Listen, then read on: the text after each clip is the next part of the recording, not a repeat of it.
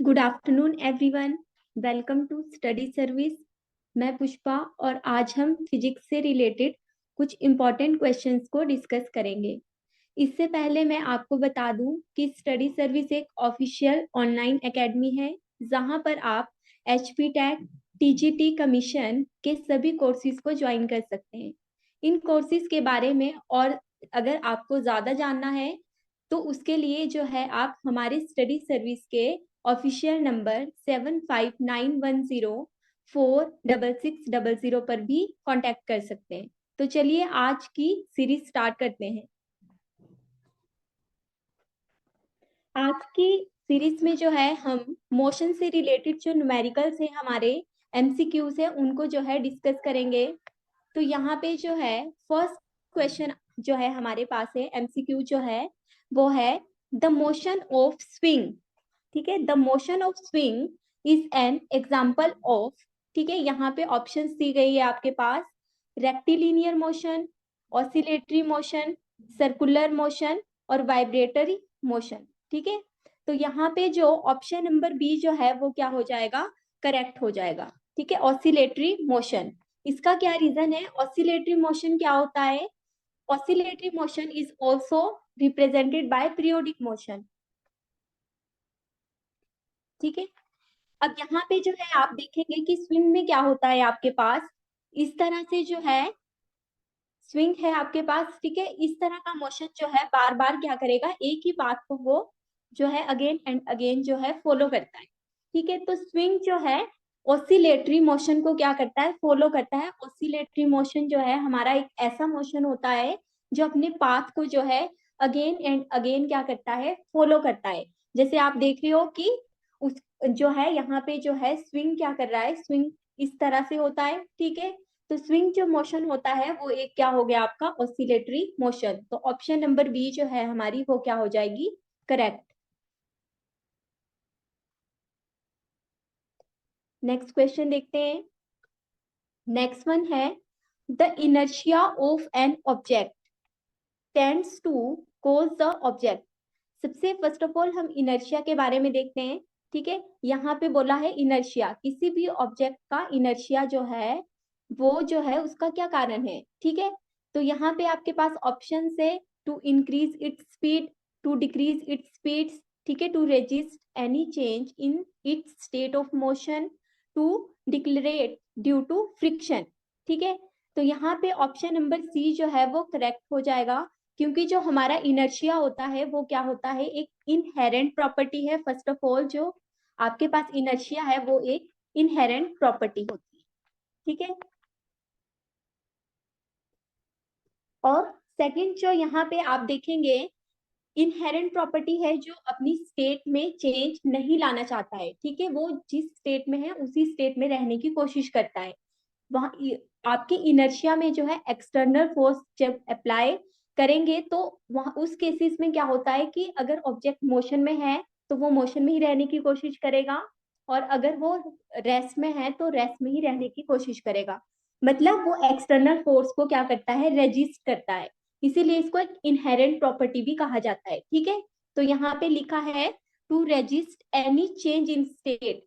ठीक है, स्टेट क्या है आपकी, वो मोशन में भी हो सकती है और रेस्ट में भी हो सकती है। तो ऑप्शन नंबर सी जो है हमारे पास वो क्या हो जाएगा, करेक्ट हो जाएगा।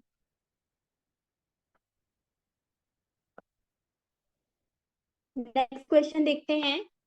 A passenger in a moving बस is throne forward when the bus suddenly stop, this is explain.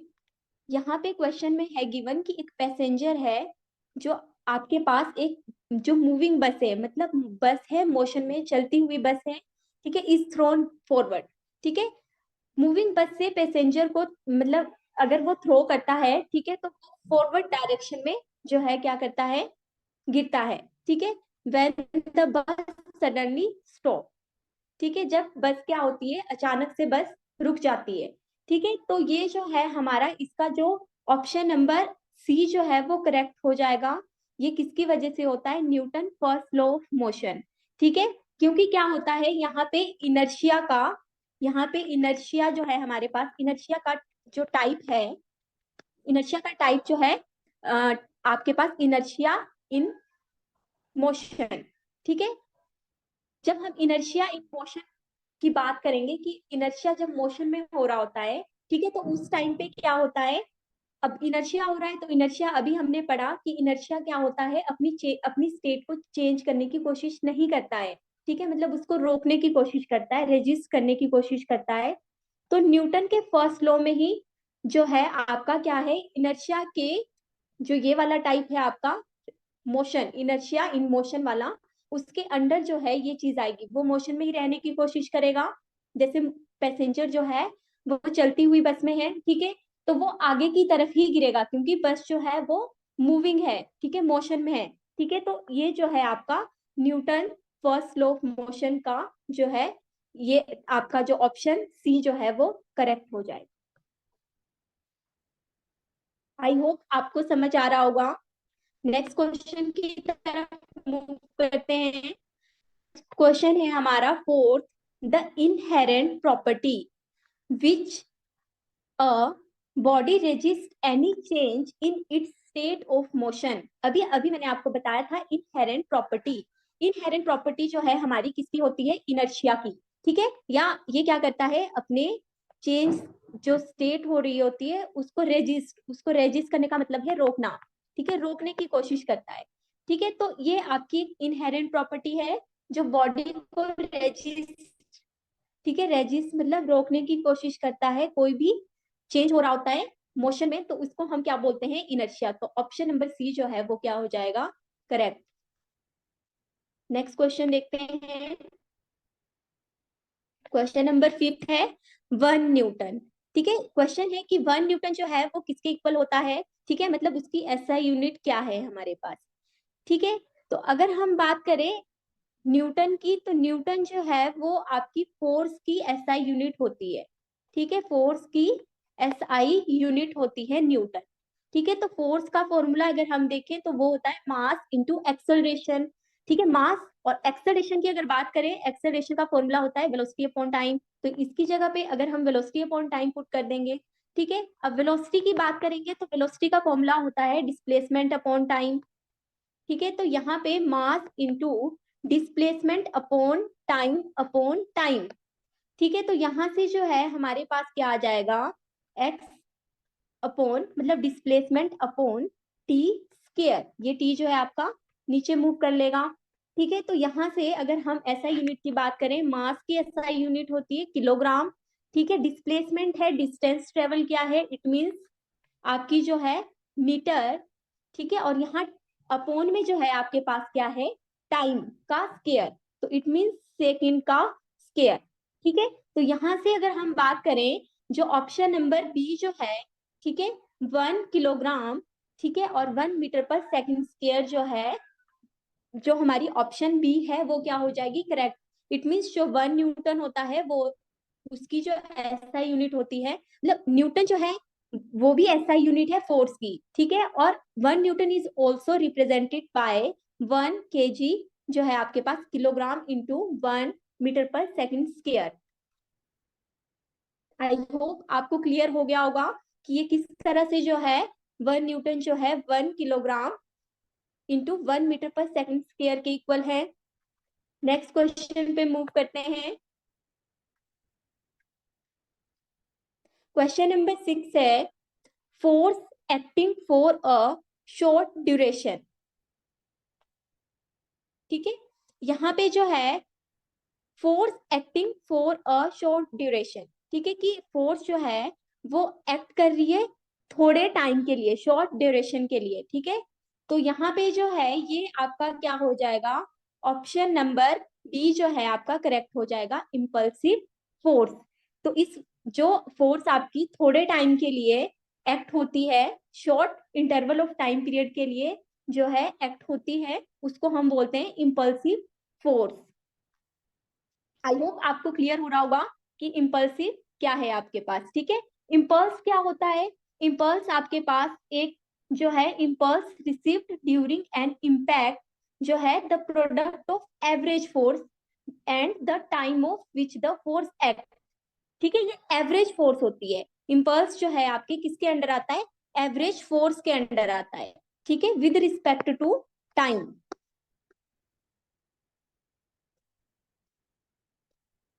With respect to time. ठीक है, नेक्स्ट वन देखेंगे।